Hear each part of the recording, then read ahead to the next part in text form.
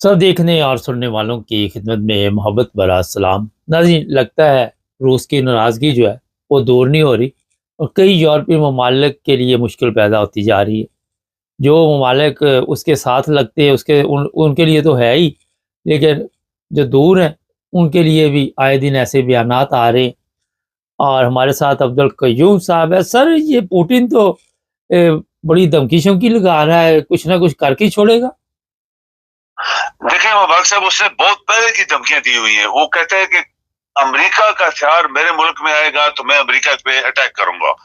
कल अमेरिका के जो सदर है, उसका जो बेटी का खामद है, उसने बोला कि प्यूटन नहीं, उसने अपने बाप को, उसका बेटा है, उसने बोला कि अभी तो बंद कर, ये रशिया के साथ टक्कर बंद कर दो, हमारा कोई तल्लक नहीं है, यूरोप जाने और वो जाने। ये उसके बेटे ने प्यूटन को, उसको ट्रंप को नसीहत की है कल कि तू छोड़ दे यूक्रेन वाला चक्कर, ताकि हमारे मुल्क के लिए कोई खतरा न पैदा हो।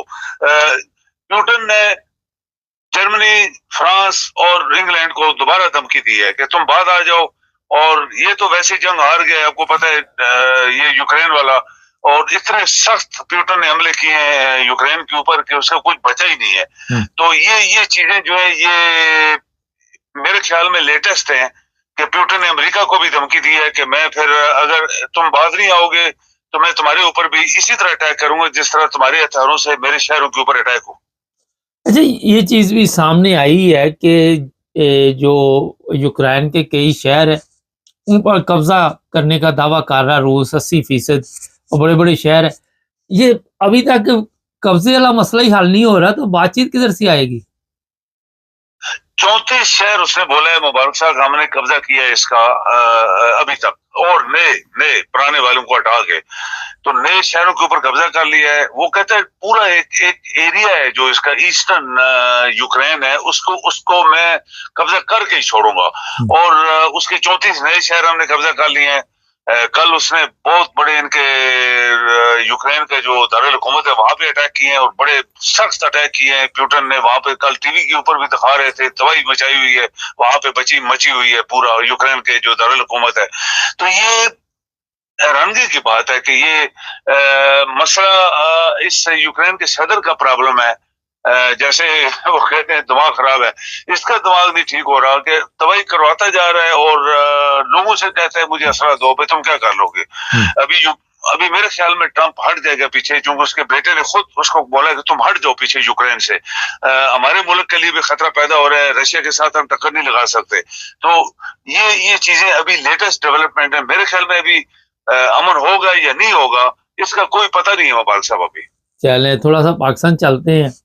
नहीं सर, पाकिस्तान में धमकियां लगाई जा रही है, कभी वाडा के जरिए, कभी किसी के जरिए, कि हम किसी को छोड़ेंगे नहीं। और आपको पता है कि खैबर पख्तूनख्वा और फौज जिस वक्त आमने सामने है और हालात ऐसे ख़राब हो गए कि कुत्ता कुत्ता शुरू हो गई। क्या देखते हैं आने वाले दिनों में क्या हो सकता है? गवर्नर राज की भी बातें चल रही है, बड़ा कुछ चल रहा है। मुबारक साहब, ये पाकिस्तान किसी के बाप की प्रॉपर्टी तो है नहीं। हम एनालाइज कर रहे हैं, आप और मैं, हम लोग एनालाइज करते हैं सिचुएशन को।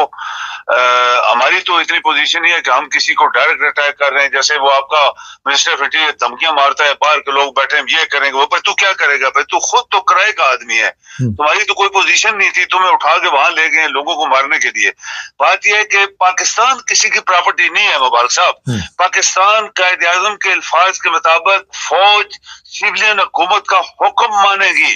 ये चूंकि कायद आजम ने अंग्रेजों के साथ काम किया हुआ था, और इसके बाद आपको पता है जो मुल्क में हो रहा है, एक चीफ ऑफ आर्मी स्टाफ बनता है गलत तरीके से, वो फील्ड मार्शल बनता है, वो चीफ ऑफ डिफेंस बनता है, पूरा मुल्क उसने कब्जा कर लिया। क्यों भाई, तुम कौन होते हो भाई पूरे मुल्क को कब्जा करने वाले? ये जो सूबे में लोग रहते हैं वहां पे 4 करोड़ लोग हैं, तो उनका डिसीजन तुम मान नहीं रहे, तुम होते कौन हो भाई? पहली बात तो ये है कि एक DGISP और एक लेफ्टिनेंट जनरल होता है, 21 ग्रेड का अफसर है, और वो धमकियां मार रहा है। एक मकबूल लीडर, एक पूरे पाकिस्तान के जिसके 80% लोगों की सीटें उसके पास हैं, उसको धमकियां मार रहा है। तो ये क्यों हो रहा है सब कुछ मुबारक साहब? इसलिए कि आपकी हुकूमत में डाकू बैठे हैं। ये वो डाकू हैं जो 80 साल से लूटते रहे, जब से पाकिस्तान बना है ये लूट रहे हैं। آپ دیکھیں کہ آپ کا منسٹر ڈیفینس بکواس کرتا ہے, اس کی ایک تقریر مبارک صاحب آپ کبھی لگائیں جو میڈیا پہ لگی ہے, اس نے پارلیمنٹ کے اندر فوج کے خلاف وہ باتیں کی تھی کہ کوئی ایکسپٹ نہیں کر سکتا تھا, برداشت نہیں کر سکتا تھا. اس نے 5 آرمی کے خلاف ایک الزام لگایا تھا, تم ساری جنگیں ہار گئے ہو, تم پاکستان کا تم نے گوشت بھی نوچ لیا ہے, فوج کو کہہ رہا ہے اور بکواس کر رہا ہے. ایک کراچی کا گٹر واڈا, کراچی کا گٹر جس کو عمران نے وزیر بنایا, عمران نے اس کو اٹھایا اور وہ بکواس کر رہا ہے.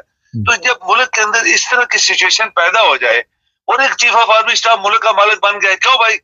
کیونکہ آپ کے ادارے, آپ کا وزیر اعظم جعلی ہے, پارلیمنٹ جعلی ہے, صدر جو ہے دنیا کا کرپٹ ترین آدمی, اس کے خلاف تو کسی نے کیس نہیں بنایا, اس کو تو اس کے سارے. اسی طرح آپ دیکھیں کہ یہ جو گٹر ہے, کراچی کے قاتل جو ہیں, یہ سانپ ہے بہت بڑے, وہ کل بکواس کر رہے تھے عمران کے خلاف, یہ وہ.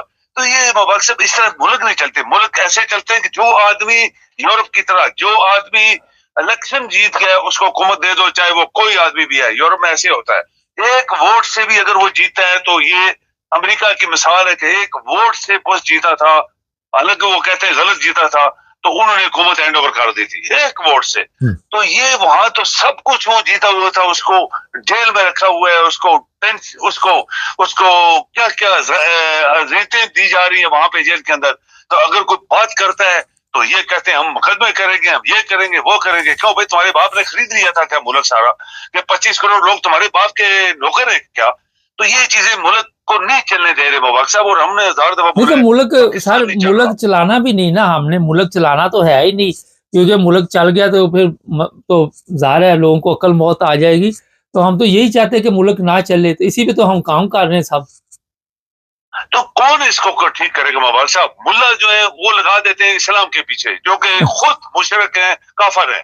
وہ اسلام کے اوپر تمہارے باپ کا اسلام ہے بھائی, اسلام تو اللہ کا دین ہے, اور اللہ نے جو حکم دیا قرآن میں دیا ہے. تم کدھر سے نکل آئے ہو, کہاں سے نئے کیسے بنانے, وہاں پہ مزار بنائے ہوئے ہیں, جھنڈے لگائے ہوئے ہیں, وہاں پہ چادریں چڑھ رہی ہیں, وہاں پہ عورتوں کی عزتیں لوٹی جا رہی ہیں, چکلے خانہ بنائے ہوئے ہیں سارے مزار. تو تم کدھر سے ٹپک پڑے ہو؟ یہ اسی لیے سب لوگ اکٹھے ہو گئے, سب گنڈے, چور, لٹیرے, ڈاکو, قاتل آج اکٹھے ہیں. اچھا سر بات سنیں, یہ بتا دیں کہ ایک ایئرپورٹ ہے پاکستان کے, وہ جہنم کا منظر پیش کرتے ہیں, لوگ وہاں پہ گالی گلوچ ہوتے ہیں, اور ویزے اصلی ہونے کے باوجود ان کو نہیں جانے دیا جا رہا. اور وہاں پہ ہر ایئرپورٹ پہ یہ تماشا لگا ہوا ہے, لوگ چاہتے ہیں کسی نہ کسی طرح اس ملک سے نکل جائے. تو کیا چاہتے ہیں یہ لوگوں کو باہر کیوں نہیں آنے دیتے آپ؟ ابھی دیکھیں نا مولانا صاحب, جو لوگ ویزا لیتے ہیں جینوئن ویزے ہیں, ان کے پاس اسٹیمپیں لگی ہیں, ایمبیسیز کی جب اسٹیمپ لگ جاتی ہے تو تم کون ہوتے ہو روکنے والے؟ جب اس ملک کی ایمبیسی ویزا ایشو کر دیتی ہے, تم چھوڑ دو اس کو, پھر جس ملک میں جائے گا وہ اس کو دیکھیں گے کہ یہ ویزا اصلی تھا, یہ جعلی تھا, وہ ان کا کام ہے, تمہارا کام نہیں ہے. تو یہ سب کچھ عوام کے خلاف دنیا میں کسی ملک میں نہیں ہوتا. لوگ اپنے ملک کے لوگوں کی مدد کرتے ہیں تاکہ نکلیں باہر, پیسے کمائیں اپنے گھر بار کے لیے, اپنی فیملی کے لیے. اور یہ جو ہے, یہ آپ کا جو ایک سردار بن گیا چیف آف آرمی اسٹاف, جس کو آپ نے بنا دیا ہے, 3 سال تم نے لگائے ہیں. دیانتداری کی بات یہ ہے کہ تو ہٹ جانا, ابھی ریزائن کر, اور نئے جو پیچھے لیفٹیننٹ جنرل تھے ان کو حق دینا ان کا. تو نہیں نا اس ملک کا مالک. چلے بہت شکریہ. 3 سال اور 6 سال اور 8 سال اور, یہ کیا ہو رہا ہے مبارک صاحب؟ اس طرح ملک تھوڑے چلتے ہیں. آپ کا وہ منسٹر مٹیریل لندن میں آ کے بیٹھ گیا, کیوں بھائی؟ آج پاکستان کا اچھا وہ بھی کسی اور سلسلے میں آیا, اور خبر یہ چلا دی گئی کہ شہزاد اکبر اور وہ کیا نا عادل راجہ کے بارے میں بات کرے گا. ہوم آفس والے اتنے فارغ نہیں بیٹھے ہوئے, اور ہمارا جو منسٹر ہے وہاں سے آیا ہوا, میرا خیال ہے جو یہاں پہ ہوم آفس سیکٹری ہے اس کی ویلیو زیادہ, اس سے کہیں زیادہ. تو یہ لوگ سمجھتے ہیں, کیا خیال ہے یورپ کا کوئی اگر نارمل جو گورنمنٹ آفیسر, اس کی ویلیو ہمارے جو کتنا بڑا بھی وزیر ہو اس سے زیادہ ہے؟ کیا کہتے ہیں آپ؟ موبائل صاحب, آپ کے منسٹروں کو ننگا کیا گیا ایئرپورٹوں پہ امریکہ میں, اتارو کپڑے ادھر. اور یہ بڑے بڑے منسٹر تھے جو ٹرے مارتے ہیں, پاکستان کا پیسہ جہاز لے کے گھومتے ہیں, ان کا کپڑے اتارو ادھر. یہ امریکہ ہے. یہ رحمان ملک کو اس نے بولا تھا کہ تم غلط سڑک پہ آئے ہو, اس کو پکڑو, گاڑی کو روکو, جرمانہ کیا, اس کو اسی وقت نکالو پیسے. یہ ہمارے ملک میں ہو رہا ہے, دنیا میں نہیں ہوتا. یہاں کے لوگ اپنے بہت شکریہ سر آپ کا, بہت شکریہ, تھینک یو جی. ناظرین وزیر ہمارے ہوں اور ان کو ذہن میں ہوتا ہے کہ پتہ نہیں باہر جا کے بھی ہمیں اسی طرح عزت ملے گی، یہ لے کے جائیں ان دونوں کو، دیکھتے ہیں کس طرح لے کے جاتے ہیں، بچوں والی کہانیاں سناتے ہیں، لوگوں کے اوپر دہشت ڈالنے کے لیے، لوگوں کو پریشان کرنے کے لیے۔ چینل کو سبسکرائب کریں، جڑے۔